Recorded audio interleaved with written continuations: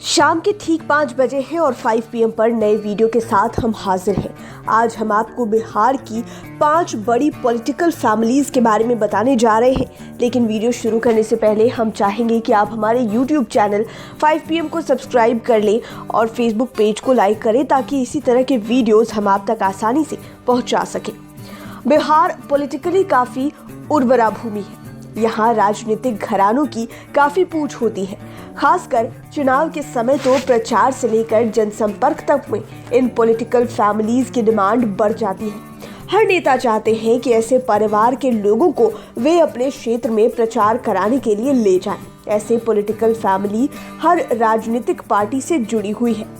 कई परिवार तो ऐसे भी हैं जिनके कुछ फैमिली मेंबर्स इस पार्टी में तो कुछ फैमिली मेंबर्स दूसरी पार्टी में हैं। ऐसे में 5 PM के 5 का तड़का में हम उन 5 पॉलिटिकल फैमिलीज के बारे में बताएंगे जिन घरानों के पीछे पीछे नेताजी घूमते रहते हैं। आनंद मोहन फैमिली। बिहार की धरती पर तो कई बड़ी बड़ी पॉलिटिकल फैमिलीज हुई हैं। इन्हीं में से एक आनंद मोहन की भी फैमिली है। यह परिवार बिहार के कोसी बेल्ट से जुड़ा हुआ है। ये सहरसा जिले के पचगछिया गांव से आते हैं। इनका पूरा नाम तो आनंद मोहन सिंह है, लेकिन ये पॉलिटिक्स में आनंद मोहन के नाम से ज्यादा फेमस है। इनके दादा राम बहादुर सिंह एक स्वतंत्रता सेनानी थे। आनंद मोहन 1974 के छात्र आंदोलन में लोकनायक जयप्रकाश नारायण के नजदीक आए। ये इनसे काफी प्रभावित थे। फिर उनसे इनका संबंध प्रगाढ़ होता चला गया। इमरजेंसी के दौरान इन्हें 2 साल तक जेल काटनी पड़ी थी। जेल से निकलने के बाद ये पॉलिटिक्स की दुनिया में आ गए। उस समय इनकी उम्र महज 17 साल की थी। तब के प्रखर समाजवादी नेता परमेश्वर कुंवर उनके राजनीतिक गुरु थे। 1978 का वाकया है। तब तत्कालीन प्रधानमंत्री मोरारजी देसाई बिहार आए थे। वे एक कार्यक्रम में भाषण दे रहे थे तो आनंद मोहन उन्हें काले झंडे दिखाए थे। उन्होंने 1980 में समाजवादी क्रांति सेना की स्थापना की थी। बाद में इनका नाम अपराध जगत से जुड़ने लगा। कोसी के बाहुबलियों की लिस्ट में शामिल हो गए। इस दौरान ये लोकसभा चुनाव भी लड़े, लेकिन सफलता नहीं मिली। साल 1983 में आनंद मोहन को 3 माह की कैद की सजा हुई थी। इसके बाद तो ये राजपूत समाज के सिरमौर हो गए। 1990 में जनता दल ने इन्हें महिषी विधानसभा सीट से चुनावी मैदान में उतारा। ये जीतकर पहली बार विधायक बने। इन्होंने राजनीतिक जीवन में कई उतार चढ़ाव को देखा। इसके साथ ही ये केंद्र की राजनीति में भी आ गए। कई टर्म सांसद बने। इनकी मधेपुरा के सांसद रहे पप्पू यादव के साथ लंबी दुश्मनी चली। साल 1993 में आनंद मोहन ने अपनी खुद की पार्टी बिहार पीपल्स पार्टी बनाई। बाद में अपनी ताकत बढ़ाने के लिए इन्होंने समता पार्टी से हाथ मिलाया। इन्होंने अपनी पत्नी लवली आनंद को 1994 में वैशाली लोकसभा सीट से उपचुनाव लड़वाया। इसमें पत्नी को सफलता मिली। कई पार्टियों से होते हुए लवली आनंद वर्तमान में RJD में है। वहीं RJD से ही इनके बेटे चेतन आनंद शिवहर से 2020 के चुनाव में जीतकर विधायक बने हैं। सूरजभान सिंह फैमिली। सूरजभान सिंह फैमिली की अब बात कर लेते हैं। सूरजभान सिंह ने भी अपराध के रास्ते ही पॉलिटिक्स में एंट्री ली थी। मोकामा में एक गांव है शंकर बिघा। यह गांव सूरजभान सिंह का पैतृक गांव है। ये रंगदारी करते हुए पहले बाहुबली की लिस्ट में शामिल हुए, फिर पॉलिटिक्स में एंट्री करते हुए विधायक बने।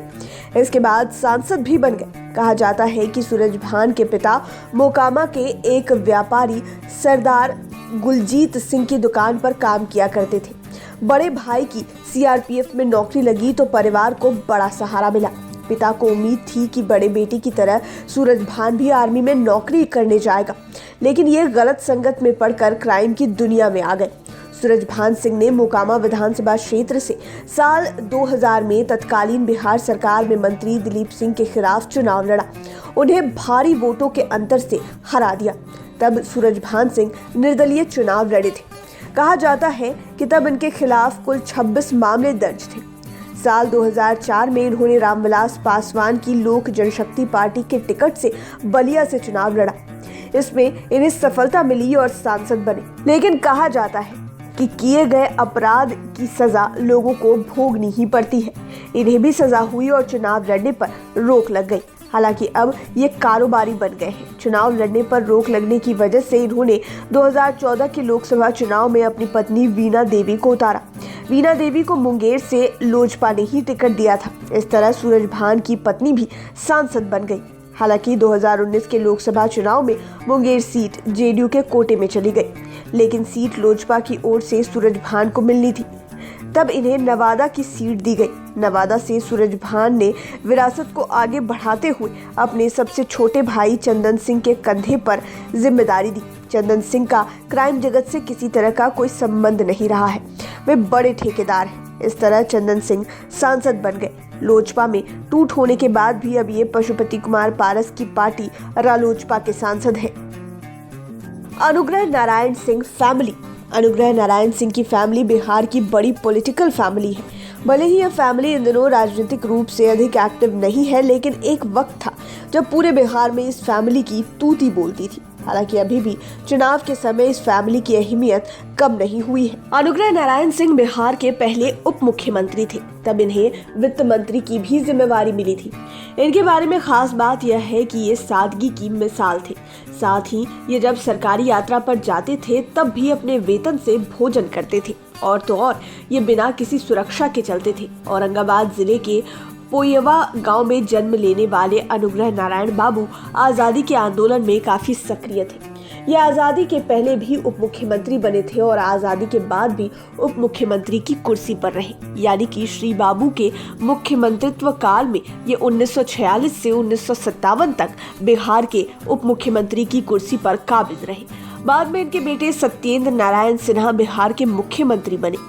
ये 11 मार्च 1989 से 6 दिसंबर 1989 तक सीएम रहे। सत्येंद्र बाबू ने बिहार की राजनीति में छठे और 7वें दशक में किंग मेकर के रूप में निर्णायक भूमिका निभाई और इनके राजनीतिक समर्थन से ही पंडित विनोदानंद झा मुख्यमंत्री बने थे। वस्तुतः उन दिनों इन्हें बिहार का डिफेक्टो सीएम माना जाता था। बाद में सत्येंद्र बाबू की पत्नी किशोरी सिन्हा सांसद बनी। सत्येंद्र बाबू के बेटे निखिल बाबू केरल के गवर्नर बने। निखिल की पत्नी श्यामा सिन्हा भी सांसद बनी। उनके भतीजे डॉक्टर विजय कुमार बिहार सरकार में मंत्री रहे। परिवार के कई सदस्य आज भी राजनीति में शामिल हैं। रामविलास पासवान फैमिली। अब बात करते हैं रामविलास पासवान की फैमिली की। परिवारवाद में रामविलास पासवान भी बदनाम रहे हैं। खगड़िया के अलौली स्थित छोटे से गांव शहरबंदी से निकलकर वे पूरी दुनिया में छा गए। खुद के साथ ही उन्होंने अपने परिवार को भी खूब आगे बढ़ाया। बेटा, भाई, भतीजे में कोई अंतर नहीं किया। सांसद, मंत्री, विधायक तक बनाया, लेकिन उनके निधन के बाद उनकी पार्टी भी टूट गई, बंगला भी चला गया और सबसे बड़ी बात कि उनका परिवार बिखर गया। दरअसल सियासी गलियारे में रामविलास पासवान को सारे देश के लोगों ने 1977 के चुनाव के बाद जाना। वे तब सुर्खियों में आए जब इतने अधिक वोटों के अंतर से जीत गए कि उनका नाम Guinness book of world record में शामिल हो गया। 1977 से पहले किसी नेता ने 4.25 लाख से अधिक वोटों से नहीं जीत हासिल की थी। उन्होंने यह करिश्मा हाजीपुर सीट से कर दिखाया था। हालांकि वे इसके 8 साल पहले ही विधायक का चुनाव जीत गए थे, लेकिन 1977 की उस जीत ने रामविलास पासवान को राष्ट्रीय नेता बना दिया। अगले 4 से भी ज्यादा दशकों तक वे राष्ट्रीय राजनीति में महत्वपूर्ण भूमिका निभाते रहे। वे 9 बार सांसद रहे। अपने 50 साल के राजनीतिक जीवन में केवल 1984 और 2009 में उन्हें हार का मुंह देखना पड़ा था। लालू यादव ने ही उन्हें मौसम वैज्ञानिक का नाम दिया था। 1989 के बाद से नरसिम्हा राव और मनमोहन सिंह की दूसरी यूपीए सरकार को छोड़कर वे हर प्रधानमंत्री की सरकार में मंत्री रहे। रामविलास के भाइयों और सगे संबंधियों में काफी मेल था। वे सब एक दूसरे पर जान छिड़कते थे। उन्होंने परिवार को राजनीति में भी आगे बढ़ाया। 2014 के चुनाव में पहली बार इकलौते बेटे चिराग पासवान को जमुई से उतारा। रामविलास पासवान ने अपने दोनों भाइयों रामचंद्र पासवान और पशुपति कुमार पारस को भी सक्रिय राजनीति में लाया।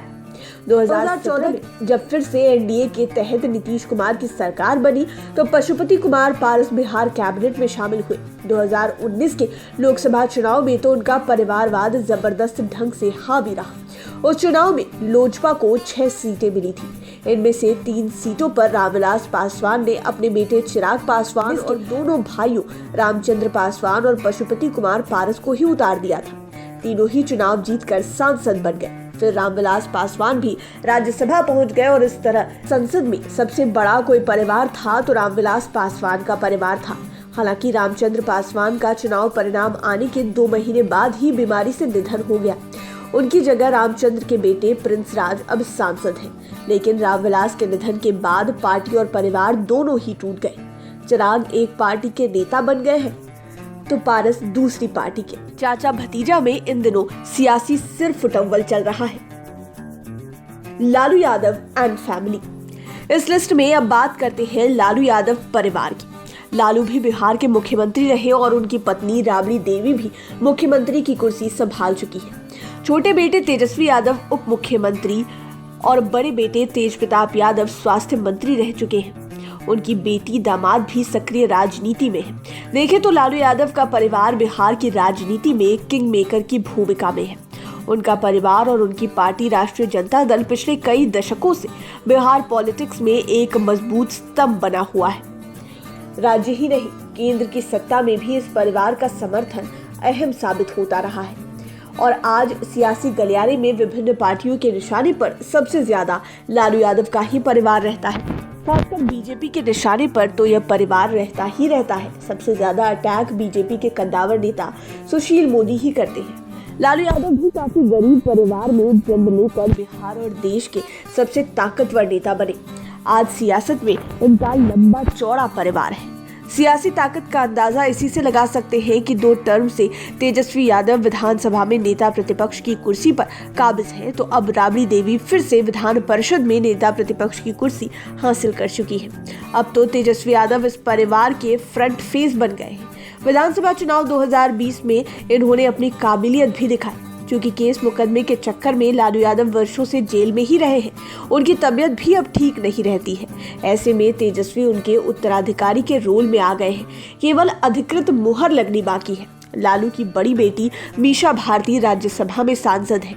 इनकी 2 बेटियां बड़े राजनीतिक घरानों से आती हैं। तेजस्वी की तरह तेज प्रताप भी 2 टर्म से लगातार विधायक है। राबड़ी देवी भी एमएलसी है। 3 दामाद भी उत्तर प्रदेश और हरियाणा में सक्रिय राजनीति में है। तो आपने बिहार के 5 पॉलिटिकल फैमिलीज के बारे में जाना। हालांकि बिहार में इस तरह के कई परिवार हैं जिन्हें इस लिस्ट में समेट पाना संभव नहीं है। पूर्व केंद्रीय मंत्री रहे दिवंगत दिग्विजय सिंह की पत्नी पुतुल कुमारी भी सांसद रह चुकी हैं और वर्तमान में उनकी बेटी श्रेयसी सिंह भी बीजेपी की विधायक है। इसी तरह पूर्व मंत्री नरेंद्र सिंह का भी बड़ा परिवार है। उनके बेटे सुमित सिंह वर्तमान में बिहार सरकार में मंत्री हैं। सुमित सिंह के भाई भी विधायक रहे हैं। पप्पू यादव को तो आप जानते ही हैं, कई टर्म सांसद रहे। उनकी पत्नी रंजीत रंजन भी सांसद रही है। शकुनी चौधरी बिहार सरकार में मंत्री रहे। उनके एक बेटे सम्राट चौधरी बीजेपी कोटे से अभी मंत्री हैं, जबकि दूसरे बेटे जेडीयू के साथ हैं।